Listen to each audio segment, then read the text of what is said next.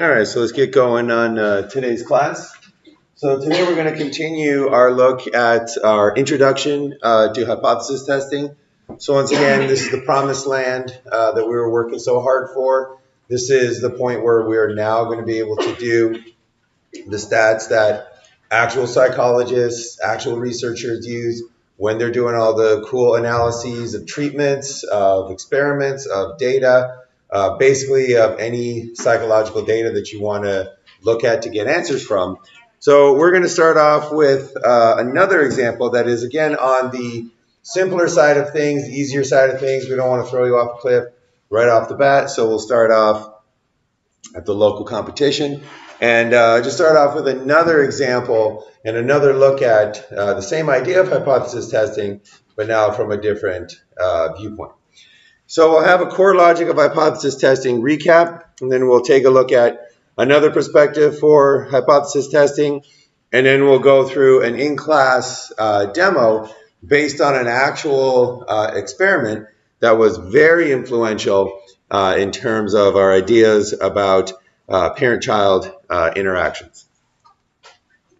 All right, so as we saw last time, hypothesis testing is a procedure to determine if the results of a study support a hypothesis about a population. So can you generalize from your study to a population? And this is the procedure that allows you to do that.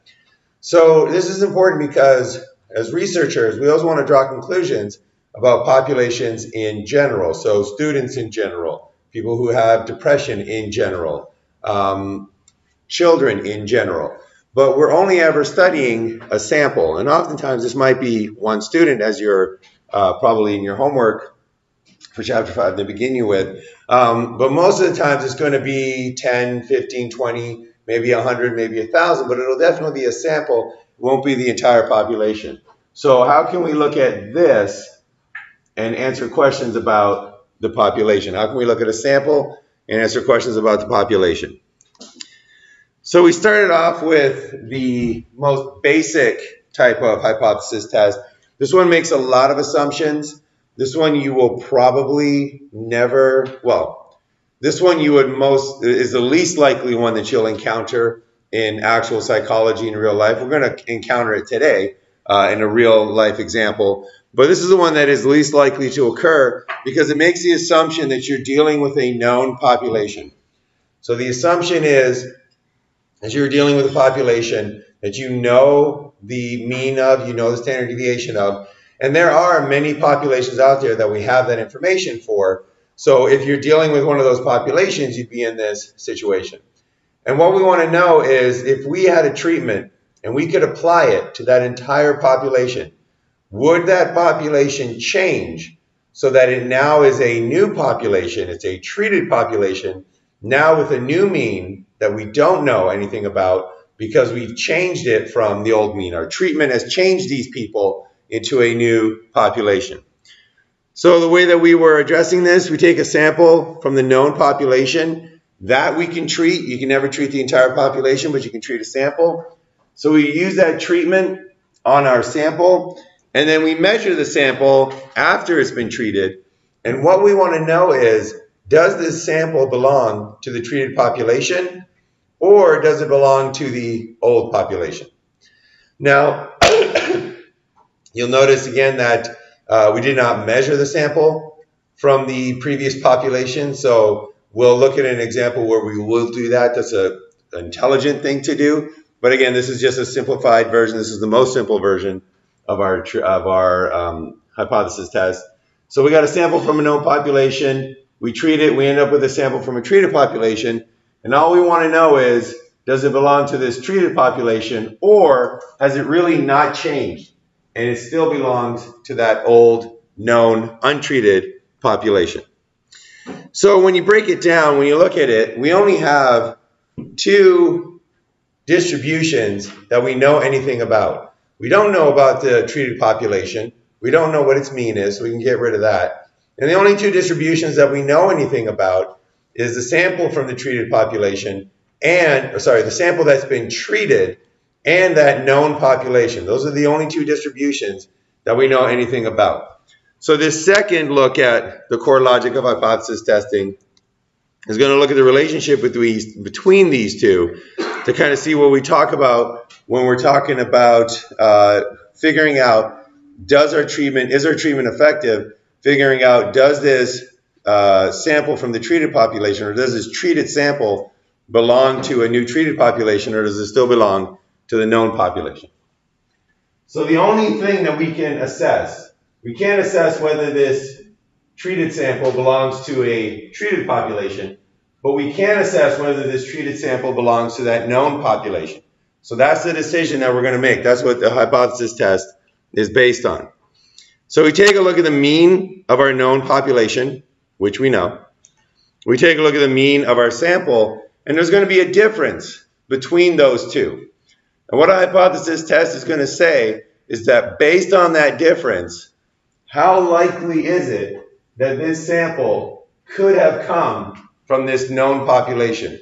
Or how likely is it that this treated sample belongs to this known population?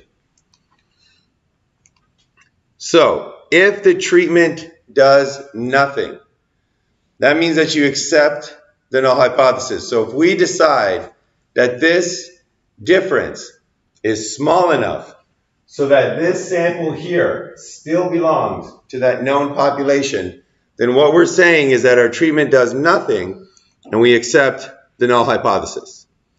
On the other hand, if that difference right there is big enough that this sample here might have come from the known population, but it's very, very unlikely. You would have had to have chosen really extreme people from the population. If that's the only way to get a difference that big, then we say that it's very unlikely that it still belongs to the known population, which means that it's highly likely that it belongs to a treated population. If it doesn't belong to the known population anymore, but it belongs to that treated population, then we say that the treatment does something because we've transformed our sample to a new sample that belongs to a new population, and we reject the null hypothesis. All right, so we're talking about this difference here, and this brings us back to the idea of samples and populations, because again, we can't we have to determine whether this sample here could have come from this known population. And it could have come from that known population, but how extreme would the people in this population have to be? How extreme would this sample have to be compared to the population in order for that to happen? And that brings us back to our idea about samples and populations. So we have this sample, and it comes from our population. And you recall that samples are used to estimate population parameters.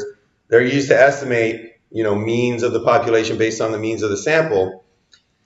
And when you have any population, you could have a sample that comes from that population, and it comes from the middle of the population. This sample does not have any extreme individuals from the population in the sample. It has mostly individuals from the center of the population. It's got evenly spread individuals. So this one would be have the same mean as your population mean. But what happens when you get a difference? What happens when your sample mean is different than your population mean? So if your sample mean is the same as your population mean, then your sample belongs to that population. That's just the way that it goes. Well, what if your sample mean is way over here, right? What if it looks like your treatment has changed your sample so that it no longer matches up with the population mean? Well, in that case, we could either have a treatment that works, or we could have a sample that looks like this one. So if that's your treated sample, then we have two possibilities. Either our treatment works, and these were normal people, right? This sample used to be normal people that were here, and the treatment moved them so that they now are different people. Our treatment does something. The other possibility is that our treatment does nothing, and we just ended up with a sample of really extreme people from our population. So in a hypothesis test, we basically figure out what is the chance that this sample is just made up of extreme people from this population, and we make our decision based on how likely that is to account for the difference from the population mean. And the same thing could happen in the other direction. So once again, if we have a sample, a treated sample that has a new mean, it doesn't match up with the population mean, maybe our treated sample is now belonging to a different population because our treatment changed the people in that sample. Or maybe they were just extreme to begin with. Maybe they were just really extreme scores from the population to begin with. And again, we're going to decide on whether or not it belongs to a new population by determining how extreme would those scores have to have been in order for this situation to occur. So once again, we take a look at the difference between the known population mean and your sample mean. And again, the question is, where does that difference come from? Does the difference come from the treatment, or does the difference come from the fact that our treatment does nothing, but we just chose rather extreme individuals? So what we're going to determine in any hypothesis test is the probability that your sample came from the known or untreated population. We're going to answer, what is the probability of getting a sample this weird, getting a sample this extreme? What are the chances that we chose 5 people from this, extreme area of the population? In hypothesis testing, we find that probability that the sample came from that known or untreated population. If the probability is highly likely, if a sample this extreme is very likely to occur, then we say that our treatment does nothing. We say that that difference is just due to the fact that we had a choice of certain subjects from this population, or the difference is not attributable to the treatment, and we accept the null hypothesis. On the other hand, if the probability that your sample came from the known untreated population, if the probability is highly unlikely, then that means that your treatment does something, and then you reject the null hypothesis. So to put it back into an example that we've seen before, let's say that I have that IQ pill, right? So I have that magic pill that I say you can take, and it'll increase your IQ. And I have 5 subjects, right? So I have my subjects. Subject 1, subject 2, subject 3, subject 4, subject 5. We got their IQs. And let's say that we measure their IQs.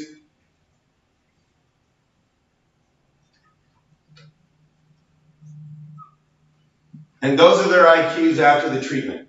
All right? Those are their IQs after the treatment. Sample mean for this is 140.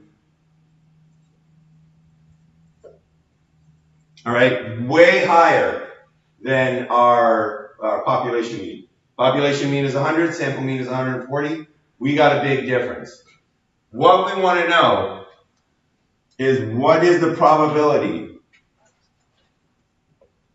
of getting a difference this big just by chance, just by choosing 5 geniuses from our population? What is the chance? What is the probability that number 1 is Bill Nye? Right? What is the probability that number 2 is Dr. Fujita? 150. Maybe.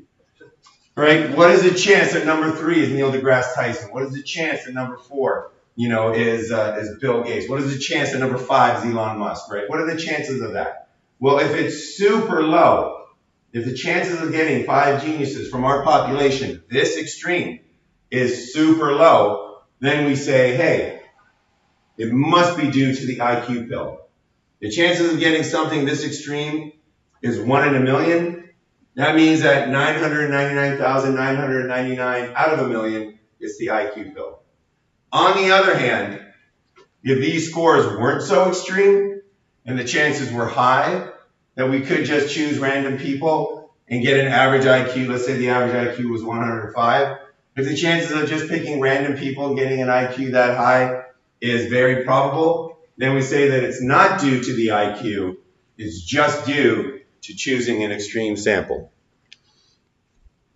So that's the idea behind any hypothesis test. The difference that you find in your hypothesis test between your sample and your population, is that difference due to the treatment, or is it due just to the fact that you have a weird sample? And we answer that question by figuring out what is the likelihood of getting a sample that weird. And if that likelihood is small, we say it's got to be due to the treatment. If the likelihood is large, we say that the treatment didn't do anything. All right, so how likely is likely? We keep talking about likelihood. How likely is likely? When do we say, yes, it's got to be due to the treatment? When do we say, no, it's due to an extreme sample? That is, where's that line in the sand? And we mentioned this last time, it's your alpha level. Your alpha level is your probability line in the sand. So if you see an alpha level, the most popular one is 0.05, that means that if your sample has to be weirder or less likely than 5% chance of getting a sample that extreme, if the only chance of getting your sample that extreme is 4%, 3%, 2%, whatever it might be, if the chance of getting a sample that extreme is less than 5%, then we say that that the treatment is effective. If it's greater than 5%, if the chances of getting a sample this extreme is 15, 20%, in that case, if your probability is greater than your alpha level, you accept your null hypothesis. And you say that your treatment probably doesn't do anything. On the other hand, if your alpha level is if your probability for your sample is less than alpha level, if you had to get really lucky, really extreme in order to get a difference that large, if you had to take Bill Nye, Dr. Fujita, Neil deGrasse Tyson, way less than 5% chance of getting those guys on your in your sample. If your probability of your sample is less than your alpha level, then you reject the null hypothesis and you say, it might be a chance that our treatment did nothing and we just ended up with a weird sample, but that's like a 1 in 1,000 chance. So we got a 999 out of 1,000 chance that it's actually our treatment doing something. All right, so once again, if your probability of your sample coming from your known or untreated population, if that's greater than alpha, greater than your line in the sand, we say that your treatment does nothing, that we just ended up with an extreme sample, and we accept the null hypothesis. On the other hand, if the probability of getting a sample that extreme is less than our alpha, then we say that that sample is highly unlikely, which makes our treatment likely. So our treatment does something, and we reject the null hypothesis. All right, any questions on that? Okay, so let's revisit the hypothesis testing process. Remember again, it's 5 questions basically designed to answer how extreme is your sample, how weird would your sample have to be in order to still come from the known population. So we have restating the question as a research hypothesis and a null hypothesis about the population. Step 2, determine the characteristics of the comparison distribution. Step 3, determine the cutoff sample score on the comparison distribution in which the null hypothesis should be rejected. Step 4, determine the sample score on the comparison distribution, i.e. determine how weird your sample is. And then step 5, decide whether to reject the null hypothesis. So right now, there's a couple of things that you can't do. And I believe those are those 2 right there. Determine the cutoff sample scores, determine your sample score on the comparison distribution. Actually, you can't do step 2 yet, so we'll give you that as well. We will be learning those things, though, very shortly so that you have the full skill set required to do the hypothesis test. All right, so that's the second perspective. At this point, let's go see some hypothesis testing in action. So what we're going to do is we're going to take a look at a very influential study, Harlow's study on using monkeys on infant attachment. And we're going to take a look at a hypothesis test that Harlow would have done, or his grad students would have done when analyzing this data. So let's take a look at a quick video. Oops.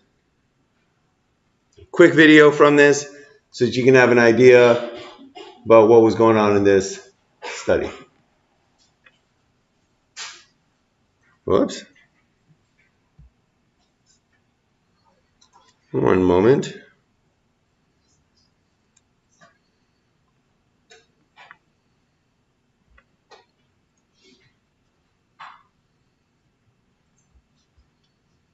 This works better with volume. There we go. Newborn rhesus monkeys will grow up not in accordance with nature, but in the controlled atmosphere of a laboratory, where all the psychological influences of childhood can be duplicated. In a classic continuing study, infant monkeys are removed from the mother at birth and raised in semi-isolation. Other individuals can be seen and heard, but there is no physical contact, no interaction. Mother is a bit of plastic and shaggy cloth, a doll with no life of its own, but capable of nourishing the life of an infant.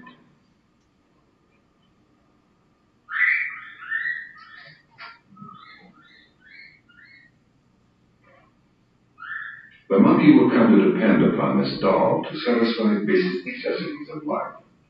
Not only nourishment, but a deeper psychological need for comfort and security. In primate infants, there is an instinctive need to cling to another body, soft and warm. Food or security? Which is motherhood's stronger appeal? Alongside a warm, familiar mother of cloth is a stark wire doll set up as nothing more than a feeding machine.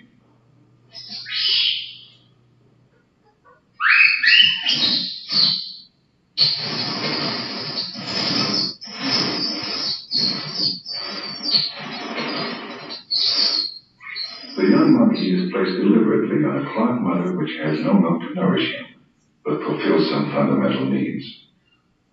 This experiment revolves around one simple question. Will the infant monkey switch his affection to a wire mother which offers food and life itself?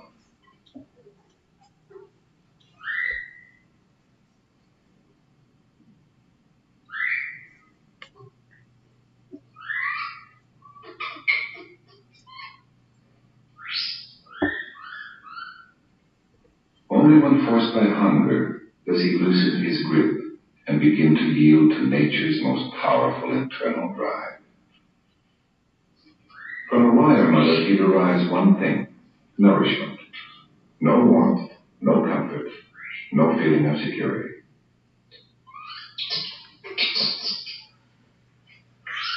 After feeding, he returns to spend up to 22 hours a day near the only mother he knows. From this inanimate object, the infant derives all the security and mother love he needs. He can. All right, so that's the Harlow experiment.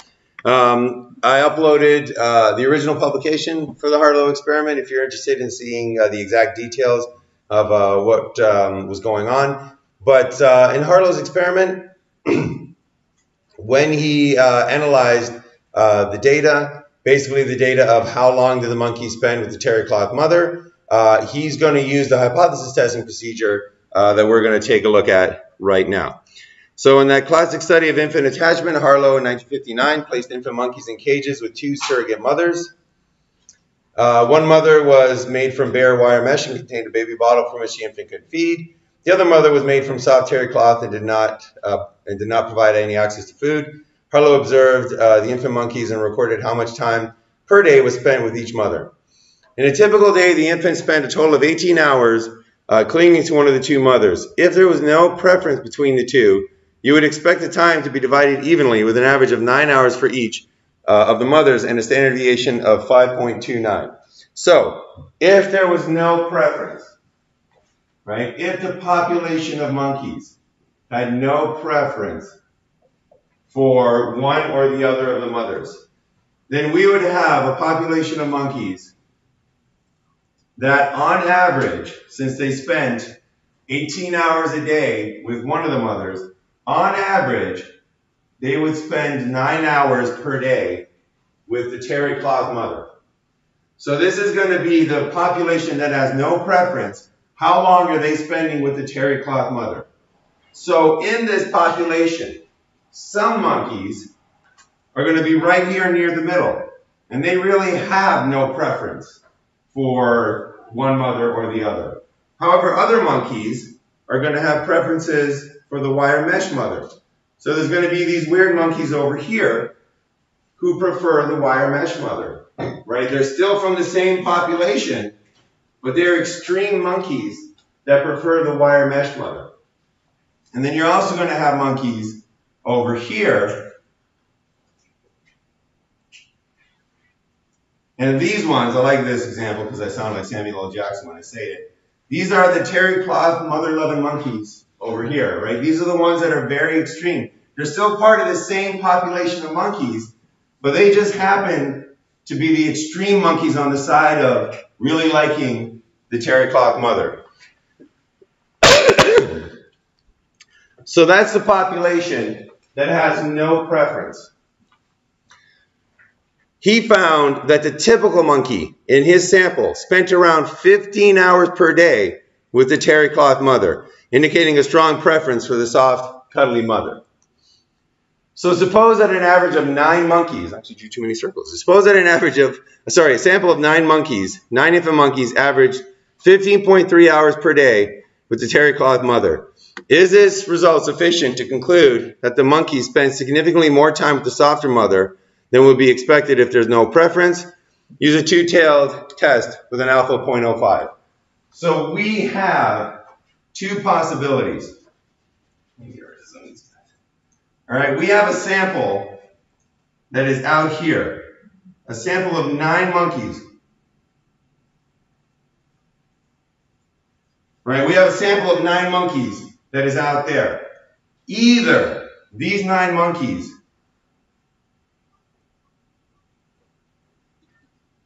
are these 9 terry cloth mother-loving monkeys over here in the population. They're either extreme monkeys that still belong to the no preference population, or they're monkeys that belong to the loving the terry cloth mother population. So the question we got to ask is, when we have a result this extreme, 15.3 hours, when we have a result that extreme, what is the chance that we could have chosen 9 monkeys that still belong to the no preference but are really extreme terry cloth mother-loving monkeys?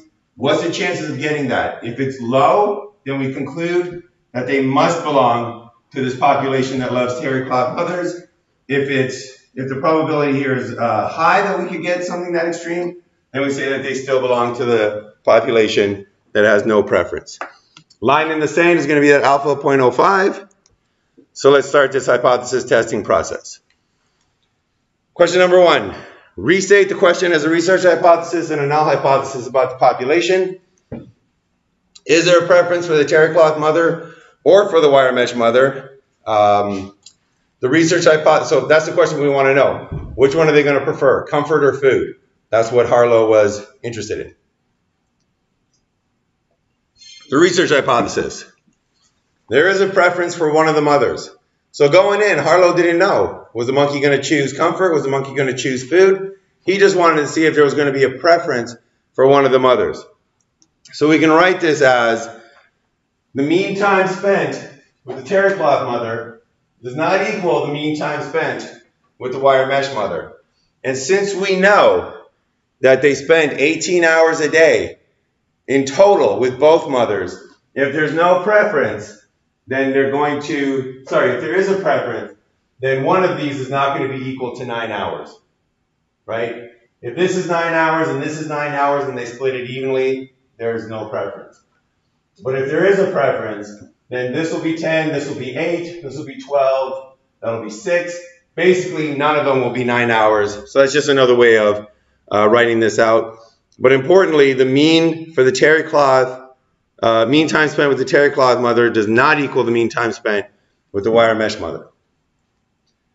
The null hypothesis is that there is no preference for either of the mothers, in which case the mean time spent with the terry cloth mother is going to equal the mean time spent with the wire mesh mother, and that will be 9 hours. So the null hypothesis refers to this population where there's no preference, and the mean time spent with the terry cloth mother is going to be 9 hours. Excuse me. The research hypothesis refers to this new population where the mean time spent with the terry cloth mother is not equal to 9 hours. All right, so that's the null hypothesis and the research hypothesis. Next, we determine the characteristics of the comparison distribution. You will see that in chapter 6. For now, it's going to be given to you. So our comparison distribution, not the population, but the comparison distribution, our distribution of sample means, has a mean of 9 hours and a standard deviation of 1.96. So let's draw that out. We'll get rid of this hypothetical treated population over here. So we have our comparison distribution, which is our distribution of sample means. That's our comp distribution, our comparison distribution. And this has a mean of 9. And it's got a standard deviation of 1.76. And this is the distribution of sample means, which means that this is made up of every possible sample that we could have picked from that population. Every single possible sample of 9 monkeys that could have come, whoops, that's a horrible null distribution, that could have come from that population. This is what this comparison distribution is made of. That's the right thing to compare a sample to. We have a sample of 9 monkeys. We want to compare to a distribution made up of samples of 9 monkeys. That's that comparison distribution. All right, next thing we do is we need to set a cutoff score, cutoff sample score, critical value. This is our line in the sand. It's based on the alpha level. Next time we'll see how to do that. This is the target you're going to compare your study against. However, this is the cutoff scores on the comparison distribution. But notice our comparison distribution has a mean of 9 and a standard deviation of 1.96. We don't have an appendix that has that comparison distribution in its, in the information that we need. So we transform this comparison distribution into our unit normal distribution table. So we have a mean of 0 and a standard deviation of 1. But most importantly, we have an appendix filled with these numbers in the back. And we find that our lines in the sand are going to be at 1.96 and minus 1.96.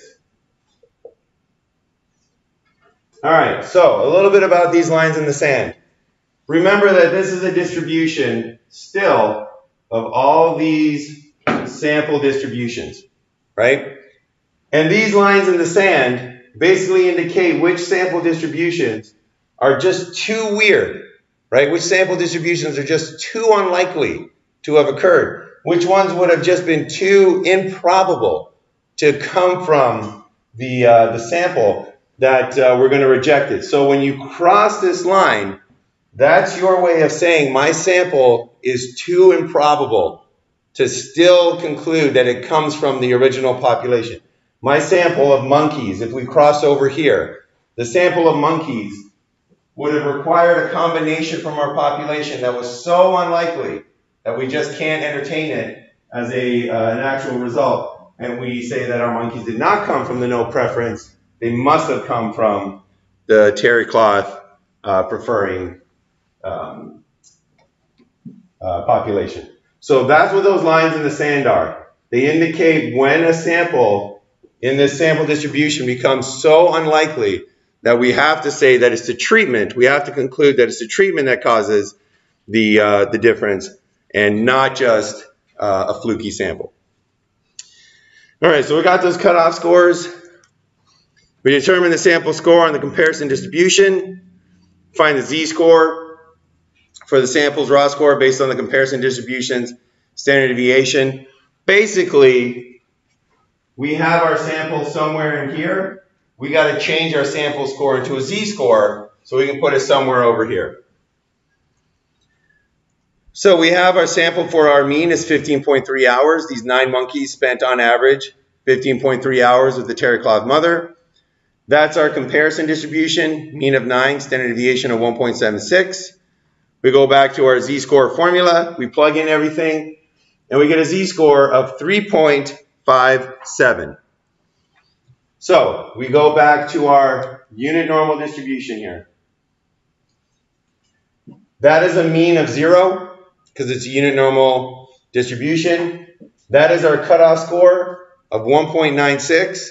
Our sample went out to 3.57. So that's 0, that's 1.96, 3.97. Our sample is somewhere over there. I don't know if you can even see it. Our sample is somewhere right about there. It has definitely crossed that line. So what again this is saying is either we just got the flukiest of fluky, luckiest of lucky, most unlikely sample ever from this no preference population. Either we really lucked out and chose all these monkeys randomly from this side, or our monkeys actually belong to, our monkeys actually belong to a terry cloth loving population. And this is saying that it's so unlikely that they came from the no preference population that we must conclude that they come from that terry cloth loving population. All right, so that's the logic of it. But until that sinks in, until that's automatic, remember you're dealing with a lot of double negatives when you get to this final step. What I want you to do is just check these slides here, make your decision. If it makes intuitive sense, good. If it doesn't, you can still get to the right answer. So if the sample z-score is beyond the cutoff z-score, that's our sample score right there. That's our cutoff score. You start in the middle, you start in the body, and we have gone beyond that cutoff score. We have crossed that line in the sand. So what do? We accept the research hypothesis, and we reject the null hypothesis. We reject that there's no preference. We accept that there is a preference, and we see that it's a preference for the terry cloth mothers. On the other hand, if our sample ended up somewhere in here, if this was one of the samples, if this was where our sample ended up, then we're within the cutoff scores. We didn't cross that line in the sand. And if that was the case, then we would accept the null hypothesis, and we would reject the research hypothesis. In this case, we did cross that line. Previous slide said we reject the null hypothesis, we accept the research hypothesis. So that is our final result. We reject the null hypothesis. We reject the idea that there is no preference in the population for either the terry cloth mother or the wire mesh mother. And we conclude that monkeys actually do prefer the terry cloth mother. All right, so this was the stats that Harlow would have done on this particular experiment.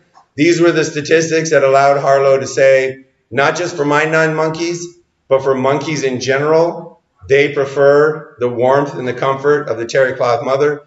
And this was the type of analysis that allowed him to generalize that to the population and do a lot of important work on infant attachment. So it goes a little bit beyond statistics to generalize from monkeys to humans, but that's where this work went, and that's the reason why parenting evolved because of this work, from just providing your children with clothes, a house, and food, to actually providing them with affection, to interacting with them, to basically, he basically put the idea that that is important on the map, that those things are important to a child's development with this work. And again, with this hypothesis test that we just did, was a way that he was able to generalize from his monkeys to the population of monkeys.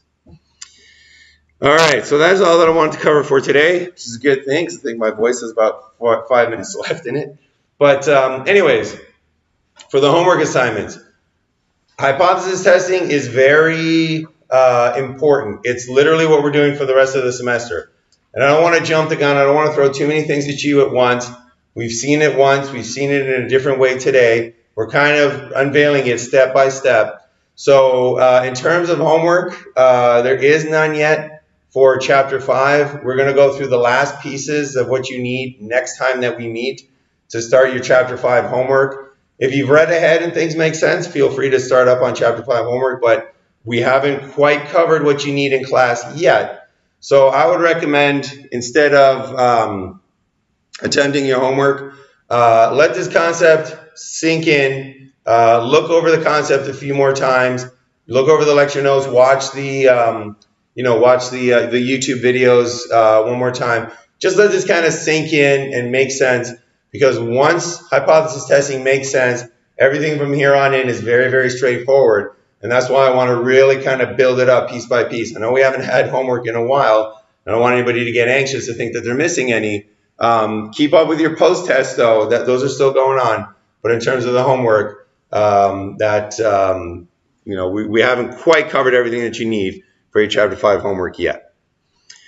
All right, and then also, just to announce this, I'll put it up on Canvas as well. It appears that there was still some confusion in terms of what you need to complete to get 100% pretest points. It's the mastery points that I look at when you're doing your pretest points. So because of that confusion, I'm actually going to reopen Chapters 1 and 2, those pretests, in case you didn't get 100%. Again, it's the mastery points. So you have until exam 2 to complete those. You have also until exam 2 to complete any of your mastery points for Chapter 4 and Chapter 5. So I am reopening that for Chapters 1 and 2. So that's the new deadline. It'll be for exam number 2. All right, so that is it for what I wanted to cover today. So if anybody has any questions about anything, or if you want to look over anything that we've done before, if you have anything that you need to know, feel free to call me over. We've got about half an hour left in class. But if you do want to call it an early week, if you're all statsed out, or if your voice is about to go, feel free to call it an early day. But I will stick around for anybody that has any questions. All right.